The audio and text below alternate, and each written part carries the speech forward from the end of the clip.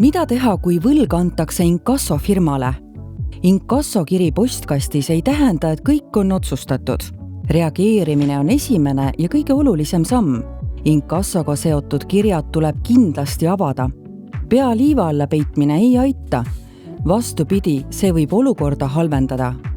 Enne kui midagi otsustad, selgita välja, kellelt laen algselt võeti, mida nõue sisaldab ja kui suured on lisakulud ning kontrolli ega nõue pole aegunud.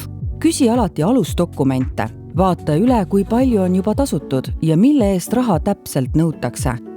Inkassofirma ei aresti vara ega pangakontot, kuid kui kokkulepet ei sünni, võib tagajärjeks olla võla andmine kohtusse. Enne kokkuleppe allkirjastamist veendu, et saad täpselt aru, millele alla kirjutad.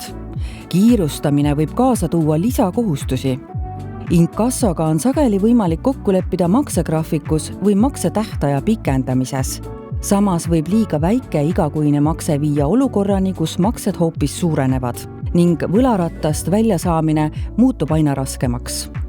Enne otsustamist pea nõu võlanõustajaga. Kui olukord tundub liiga keeruline, aitab võlanõustaja selgust luua. Koos leitakse parimad võimalused edasiliikumiseks. Võlanõustaja aitab olukorda kõrvalt hinnata ja koos selged sammud paika panna. Teenusele saab tasuta kohaliku omavalitsuse kaudu. Võlanõustajaga saab ühendust võtta ka otse Eesti Võlanõustajate Liidu kaudu.